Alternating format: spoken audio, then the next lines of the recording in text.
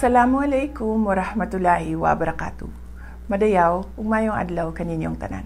Magandang araw sa inyo lahat. Ngayong araw, ibabahagi ng Office of the Vice President sa inyo ang naging resulta ng taus-pusong serbisyo at katapatan sa bayan sa buong taon ng 2025. Medical and burial assistance. Alam nating malaking hamon ang pagkawala ng pondo para sa ating social services ngayong taon.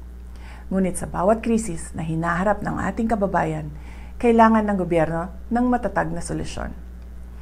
Hindi kami pumayag na maging dahilan ang kakulangan ng budget para maputol ang serbisyo. Sa halip, nakipagtulungan kami sa ibang ahensya ng gobyerno at nagtagumpay na makakuha ng alternatibong pondo. Dahil dito, nananatiling bukas ang ating assistance windows nitong taong 2025. Nakapagbigay tayo ng tulong sa 4,643 na Pilipinong may karamdaman. At nakatulong ang ating burial assistance sa 1,377 beneficiaries. Ito ang pruweba na kung may puso at paninindigan para maglingkod, laging may paraan para tulungan ang ating mga kababayan. Disaster relief and relief for individuals in crisis and emergencies program. Ang OVP ay laging handa sa panahon ng krisis. Ang ating Disaster Operations Center ay patuloy na naghahatid ng agarang tulong. Sa kabuuan, umabot sa 73,054 na pamilyang Pilipino na naapektuhan ng kalamidad ang ating natulungan. Kabilang dito ang 9,129 na pamilyang nakatanggap ng donated items. As part of our rapid response to the 6.9 magnitude earthquake in Cebu, and the Mount Canlaon eruption, OVP distributed 2,514 bags of 25 kilo rice. Kamakailan, personal kong pinangasiwaan ang relief operations sa Negros Occidental at Cebu para sa mga pamilyang sinalanta ng magkasunod na bagyong Tino at Uwan. Hindi rin natin kinalimutan ang ating mga bayaning frontliners at rescuers. Ang Kalusugan Food Truck ay nakapagpakain ng 1,866 na volunteers, rescuers at frontliners. Sa pamamagitan ng ating RICE program, nakapaghatid tayo ng kabuang 56,575 bags of rice and essential food items sa mga response zones. Pagbabago 1 Million Learners and Trees campaign. Ang ating pagbabago campaign ay ang ating pamumuhunan sa kinabukasan ng ating bansa. Ngayong taon, nalampasan na natin ang ating target.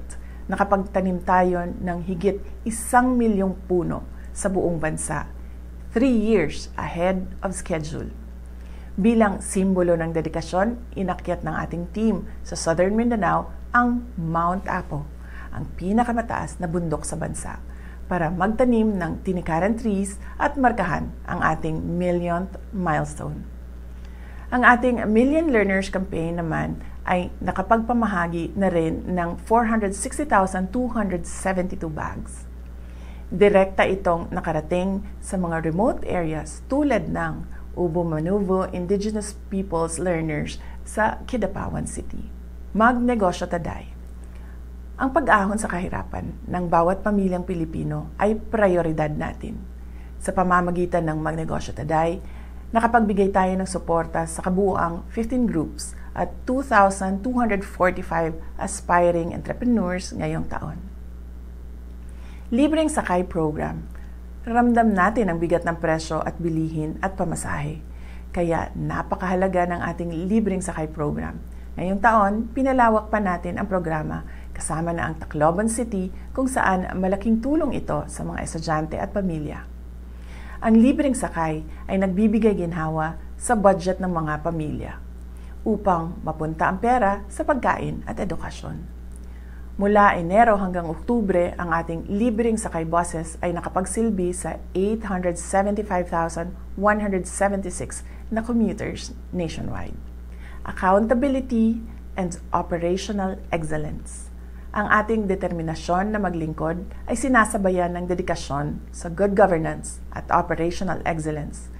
Dahil sa ating digitalization efforts, binigyan tayo ng special citation mula sa Development Academy of the Philippines dahil sa ating paperless challenge. Nakapag-save tayo ng mahigit 3.2 milyong sheets of paper. Ito ay patunay ng ating commitment sa efficiency at sa kalikasan. Ito ay bahagi ng ating araw-araw na operasyon. Mula sa mahusay na financial report ng OVP Finance Team, nakuha natin ang unqualified opinion mula sa Commission on Audit, ang highest audit rating. Ito ay malinaw na indikasyon ng ating transparency at fiscal integrity.